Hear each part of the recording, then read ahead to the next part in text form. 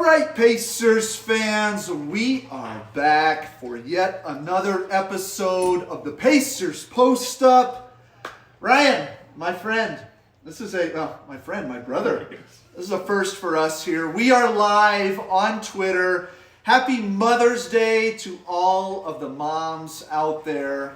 Our mom is right over here. We are in her living room recording. And in some weird, sick, twisted Pacers way, I think this is a gift to her, actually. I think she's really excited about us doing a live episode here as we react to what we have called, Ryan, the most important day in Pacers offseason history. Yep. And there's just no two ways about it. These opportunities do not come around very often. And as we are sitting here, it is 2:57 Eastern Standard Time. Our fate has already been sealed. And the reality is the balls have gone in to their 4-digit combinations, etc., etc. And now we just have to await. TJ McConnell will be our representative for those that are not aware. And Ryan, I had an interesting story this morning that I'll kind of kick us off with to keep the vibes high. Sitting there at breakfast, I won't say where because I'm not trying to air out, where some of our players may like to frequent, but sitting there at breakfast this morning, and in through the door walks one Tyrese Halliburton. If that is not a good sign to get this thing going, he's with Georges Niang, actually, so got to see little Niang as well.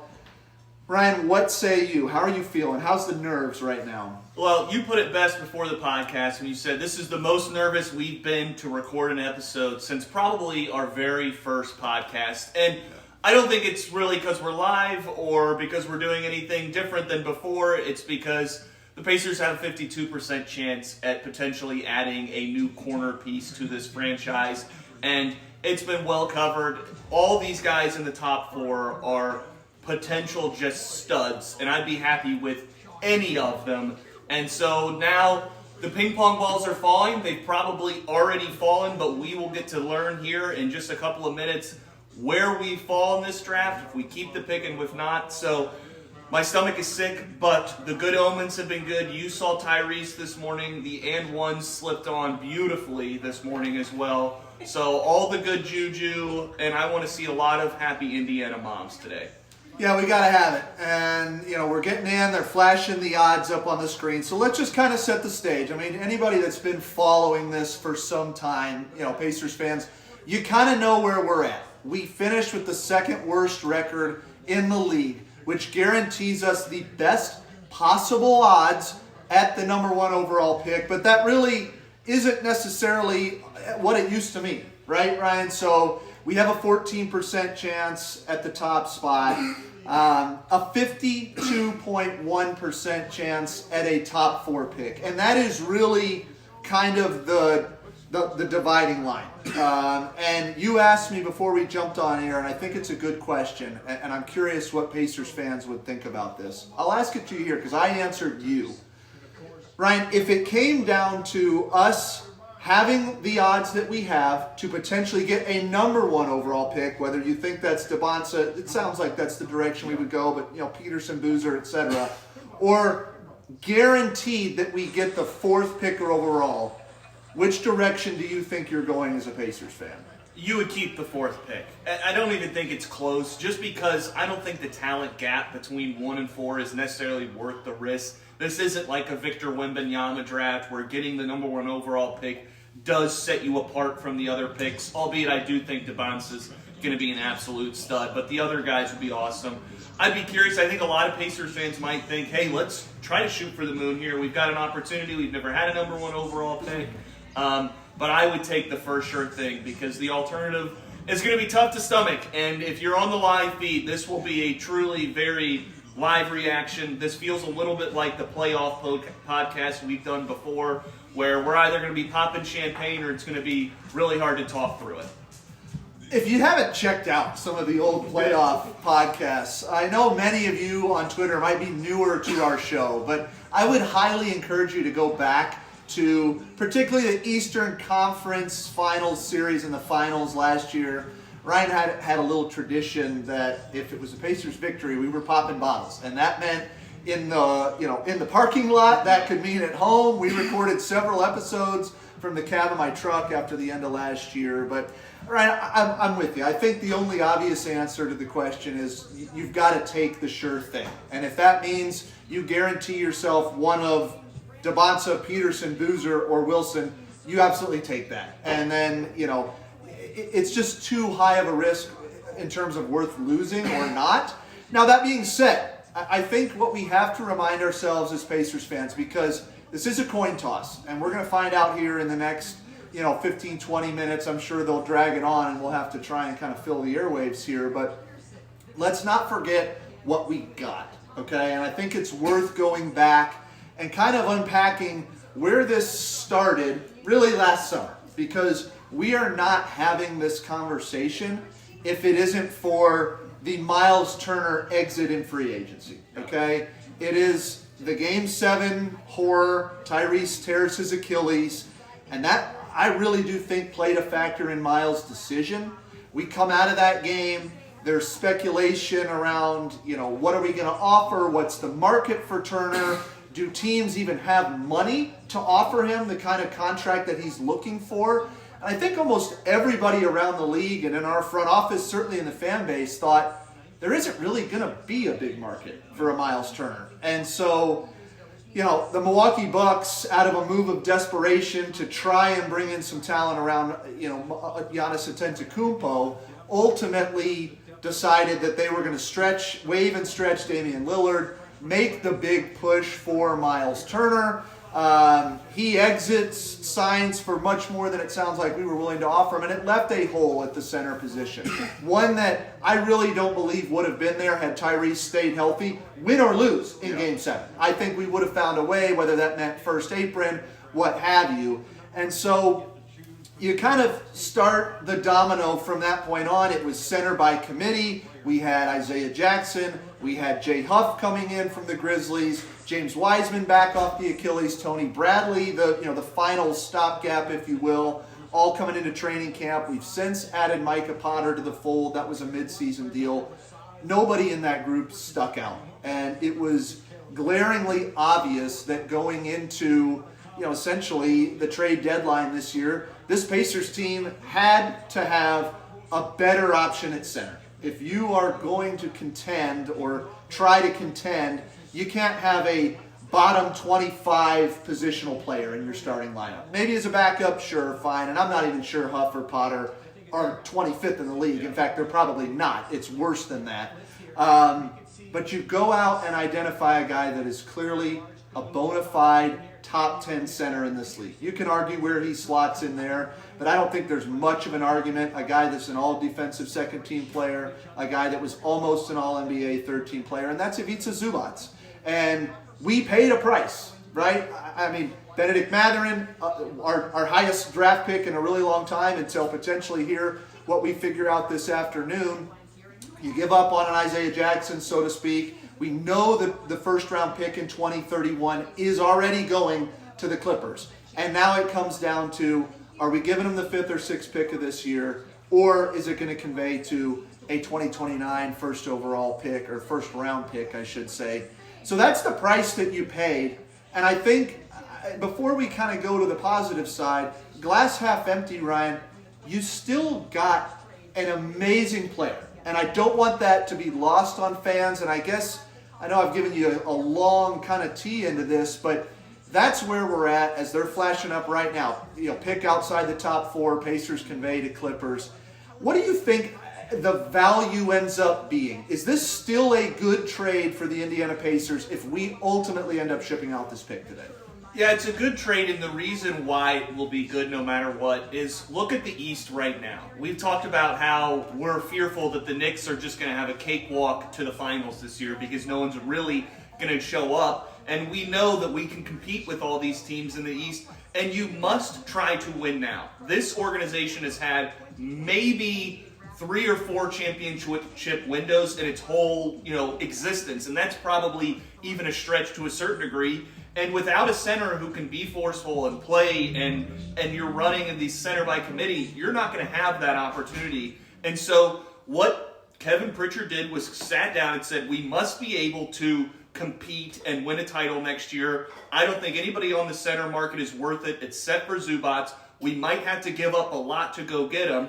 But albeit, why we loved the trade in the moment is this was a big ball trade by Kevin Pritchard. It was, I'm going to put everything on the table and let the roulette chips go where they end, because we can have Zubats and the top tier talent, but even if it doesn't fortunately go that way, we are a championship contending team going into next year. And not all teams, not a lot of teams get to say that, and we know how close it's been. This team has been closer than really any team in history that wasn't able to get the fair fight we wanted. Not that wasn't fair, obviously, but just getting another opportunity to do that is why you made this trade. Zubats next year, when we really get to see him sync with Tyrese and Siakam, is going to be an awesome fit. Adds the whole new wrinkle of being able to play size. What does he mean on the offensive boards? What kind of space can he create with his screen navigation, or not screen navigation, but screen setting? Plus, just his demand in the paint, the gravity of being able to post up or bringing doubles, and him being able to read, plus all the defensive stuff you outlined. So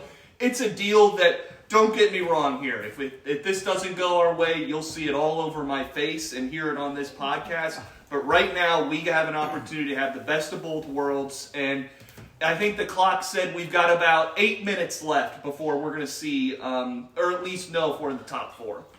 Yeah, it's a long 8 minutes here. And I like what you said, Ryan. I mean, this is a guy that brings skills to our team that we haven't seen in a very long time. And I understand that some Pacers fans may argue, what about Domas Sabonis, right? And he's an all-NBA team guy, somebody that could certainly stuff the stat sheet. Zubats brings a different physical presence. He is a much bigger bodied center. I think where you're going to see that separate more than anything from a Domas, maybe you give up a little bit of scoring. Maybe it's not, it's not going to be 6-8 assists a game like we've seen Domas, but it's on the defensive end where it's going to really separate, Domas and Zoo. And I'm not even arguing, Ryan, frankly, that Zoo is a better or a worse player than Domas. I'm just saying he's bringing a skill set to this team that we haven't seen. Now, Miles Turner, for all that he was and wasn't, franchise leader in shot blocks, was very good,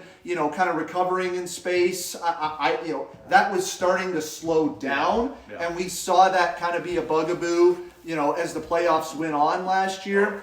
Stepdad's getting a Miller Lite. So the show is not sponsored by Miller Lite. It's sponsored by Believe, presented by FanDuel.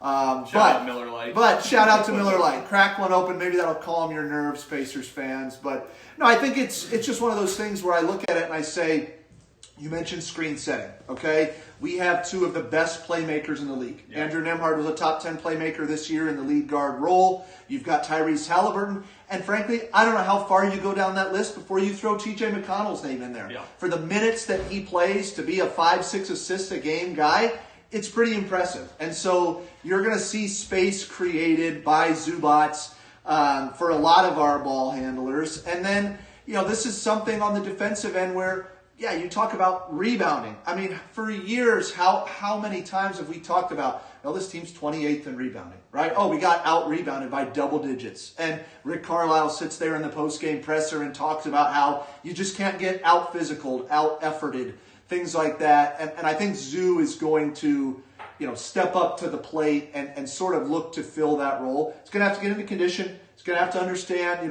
where he needs to be on the floor. There is a learning curve there. But I guess I'm saying all of this to say we got a great player.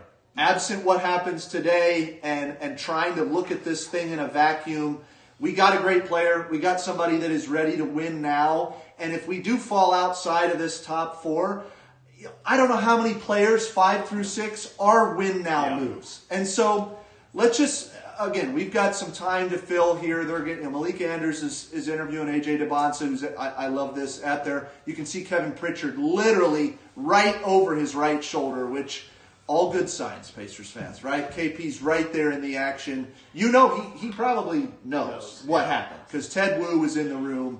One of our front Let's office. read. Does he look happy? Jeff, we're going to pull you in. You know him better than anybody else. He always has the same. Yeah, okay. KP's ice You can't cold. tell. Not going to give any signs. Ice cold, even keel. We'll see him on Twitter, I think, if this thing ends up going our way. I do think we'll see at Pacers Kev, I think is his name on Twitter. So I don't think they know. Here nor there. It's one of those things that, God, this is hard just to sit here. My stomach is like churning. But Rick Carlisle has talked a lot about the contingency plan, Brian. Okay? If we do end up giving 5 or 6 to the Clippers, what does that look like in your mind? What direction is this team trying to go if we do ultimately end up conveying the pick? Yeah, I think that's going to play into what free agency looks like. And we know this front office will get aggressive, will make moves. The cap sheet is kind of the hindrance there, is how much, if at all, is Herb Simons potentially willing to go into the tax? Because I think you could go out and get a vet. We've thrown out names, and it doesn't have to be a free agent. It could be somebody on the trade market, but somebody in that $15 to $20 million range, potentially like a CJ McCollum, like somebody to come add, be a bench vet piece on this team, be a guy who come in, give a scoring punch, some leadership, maybe even that enforcer. We've talked about needing that since James Johnson has parted. So it's kind of like there are ways to still bolster this roster and improve on it and add to the pieces, even if this doesn't go, because that's right around where I think if you get the first overall pick, they make something close to $14 million a year. We have never been cap gurus here, but that would likely be your free agency for the most part. You wouldn't have a lot of room outside trading one of our big names, which I don't think is really in play at all. So good to see. We're showing, this is getting real now. They're showing the ping pong balls on the screen. It's likely, like I said, it's already been done, so the Pacers' fate is in there. We're just curious to see where we fall. And for those who don't know, the draft lottery it's going to be really kind of a fun sequence of events where what's going to happen is they're going to cut back probably after this commercial. They'll show in reverse order what pick goes. So we're basically hoping on the first round to not hear our name called and to not see teams jump up. So we'll be kind of following those. I think it's like Charlotte, and then it's Miami, and then it's OKC. And we basically want to hear all those names up until the top 4, and then they'll potentially change those come back to commercial after that. And then that's all fun and games. If we make it through the first round and we see our name not called, guaranteeing us we keep the pick and the top 4, then we can really start having fun. I can assure you the champagne will probably be popped at that moment, because even if we come back to commercial and it is pick 4, I'll be still thrilled because of what we've mentioned and how I don't think there's a guy you can do much wrong with. And honestly, part of the fun will just be potentially seeing who falls to that 4 pick, because any of them will be a great piece to add. So the stomach is going. They're really drawing this out, of course, which we knew they would.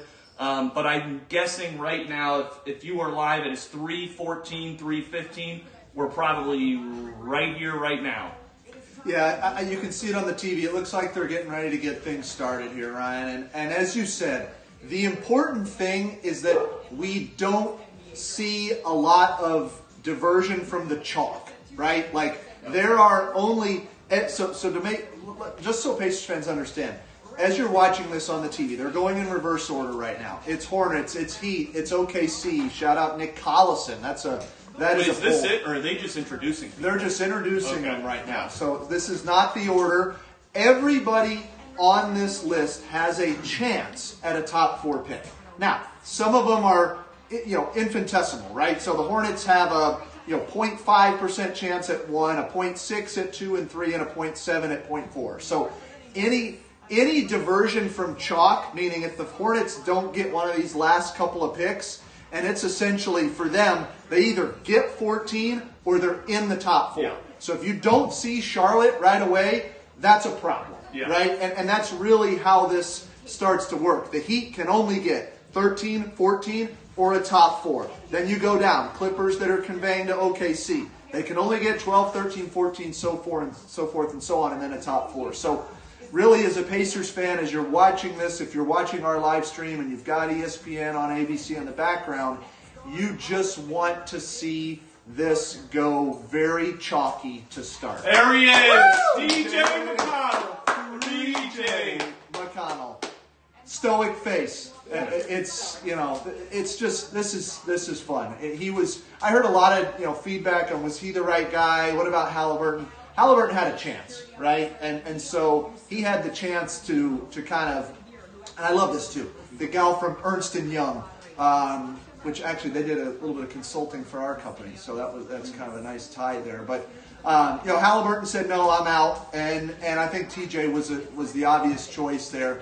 Now we've got Deputy Commissioner Mark Tatum coming out, so Pacers fans, bear with us. We are going to react as fans, and there may be a little bit of silence here as we watch. Mother's Day, everyone. All right. Good luck to the teams. No, good luck to Pacers. Here we go. In the 2026 NBA draft goes to the Charlotte Hornets. All right, chalk, Charlotte Hornets. The 13th pick will be made by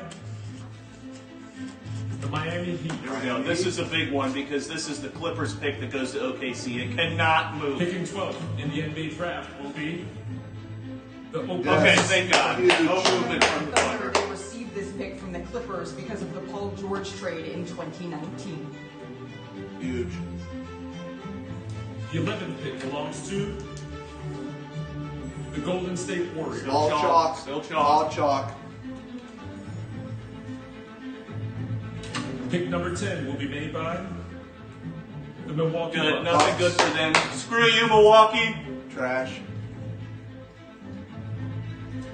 The 9th pick in the NBA draft belongs to There's our first move. Chicago Bulls are in the top four. Chicago We've Bulls. seen some changes already, so it's Chicago really Bulls. interesting now. Not good, but you knew somebody was going to jump. Yeah. the 8th pick goes to the Atlanta Hawks. Remember Atlanta? Okay. They received Yeah, this pick that's- from New that's Orleans fine. in the Derek Queen trade last Come on, year. guys. Come on, guys. Pick number 7 will be made by the Sacramento Kings. Oh, That means Kings. that Memphis That's another has jump also by jumped Memphis. into the top Oh, four. it's not good. That's not ideal, folks. Memphis jumps Picking in. 6th is the Brooklyn Nets. Yes. That means that Utah Nets. is going to be in the top Wait, four. no, it doesn't matter. Come on! Come on! Come on, one time. The 5th Come on, guys. pick in the NBA Come on, draft guys. will be Come made on. by No. No? What?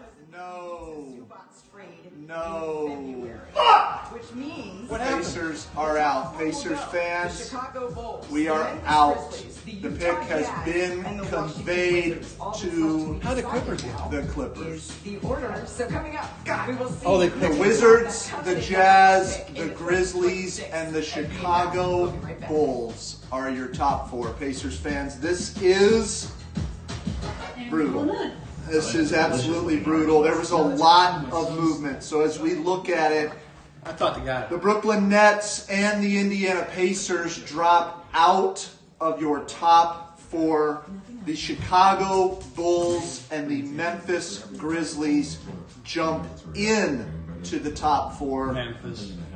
Pacers fans, this is right, this we'll is move the on. price you pay, and this is when you go to the roulette wheel and you put all your chips on black. Sometimes it just comes up red, and this time it's a Chicago Bulls red, it's Washington Wizards, and it's the Memphis Grizzlies and Utah Jazz. This is going to be really interesting. You've got two Eastern Conference teams, two Western Conference teams. It's just a gut punch. Yeah. It was hard to really know. There was so much movement there right at the end. I couldn't quite keep up with which logos we were wanting to see. At that point, you really had to see the Washington Wizards because as you look at it, both the Brooklyn Nets and the Indiana Pacers, who had the best possible odds at the number one overall pick, both teams drop out of the top four, and you have the Grizzlies and the Bulls jump in. It sucks. It is just a gut punch. There's no other way around it. It's just a gut punch, Pacers fans, and I'm sure you can see it all over our faces here. But No champagne popped for the blue and gold here today. And as we said on the lead-in, this is the price that you pay. I don't know what else to say, Ryan. This is tough. I think now, if you are a Pacers fan, you almost want the Jazz and the Grizzlies to jump to the top. Yeah. Right? Mm-hmm. So now you're talking about the Chicago Bulls, who have been perpetual mediocrity, just cleaned house from a front office perspective. Obviously going to have a new coach. Have they hired somebody? I don't think so. I don't think they've hired any replacement for Billy Donovan yet. On the other side of things, the Washington Wizards, who gave up on, C.J. McCollum, they're bringing in, Trae Young. They make the move for Anthony Davis. I don't really like either of those guys as players, but if you were to add an A.J. Debonsa to that, that's a game changer in the Eastern Conference. And so this is kind of about damage control. I think a clear win, OKC gets the 12 overall pick and doesn't jump up with that Clippers pick that was conveyed, because if OKC had made a move... Yeah, that would have been really tough. That would have been tough. And so now you're into contingency land, Ryan, and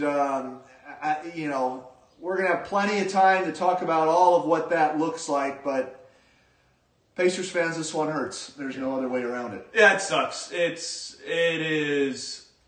really tough. And we knew this was part of it. I still think the trade irons out. The Clippers are likely going to get A. Cup Jr., who is going to be a player for them, but I didn't see a lot of fit with what we were going to do or wanted to do. And again, like we said, we needed to have a player and a team to go in and be ready for a championship. Maybe this puts Herb Simon even more on the radar of, hey, let's go get somebody and add to this team, go into the luxury tax a bit while the East is open, while the league is open. And so it'll still be a hell of a run next year, and I'm with you. We're just kind of hoping the East teams drop so that some of those picks don't convey. But no matter who they get, they're all going to get a nice player, I think. A lot of good guys in this draft. So going to be interesting to see where these ping pong balls fall here. It looks like they're coming back from commercial, so we will probably get the live feed here in just a couple of seconds. So bear with us on the podcast as we come back,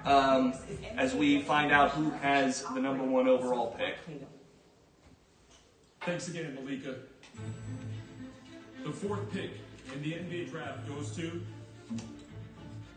the Chicago Bulls. Bulls at 4. That's, again, Yep. great best case scenario. The 3rd pick will be made by the Memphis Grizzlies. So it's kind of chalky in terms of order. Washington like that. Picking 2nd will be the Utah Jazz. And the Wizards get the 1st overall. Wizards get the 1st overall pick. We're likely going to see Trae Young, A.J. Debonsa, and A.D. as the big 3 for Brian Keefe. They've got him on the screen, head coach. Washington has been perpetually shit for as long as I can remember. And so, what do you say? I mean, this is just a tough one to stomach. You don't want number 1 overall picks to go into your conference. You think about the last couple of years, Ryan, from a Cooper Flagg to the Mavs, Wemby, and Edwards. I mean, there's been a lot of activity. The only one I can really think of in the East recently is the Risacher pick, which is trending in the direction of bust right now. Yeah. And this is just tough. I mean, we walked into today, okay? We could have landed in one of 6 spots. And ultimately, the pick that we had the greatest chance of landing, a 27.8% chance, 5th overall, that is where we landed. And the Clippers are going to have that 5th overall pick, as you said. Probably a guard, Acuff Jr., Keaton Wagler, Kingston Fleming, somebody in that, depending upon who they like. What is their plan for Darius Garland? How does this impact a potential Benedict Mathurin extension in LA? All of those things start to come into play now. And, again, as you look at it,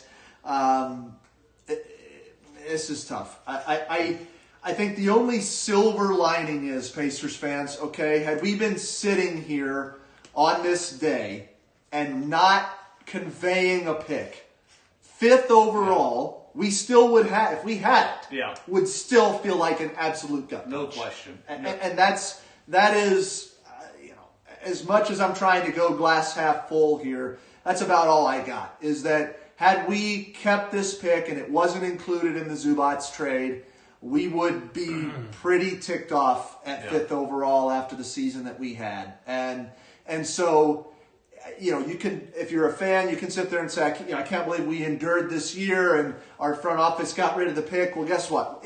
The odds are what they were, and we had a almost 28% chance at getting 5th overall no matter what. And if we were going to keep our selection here, it would still be a tough pill to swallow.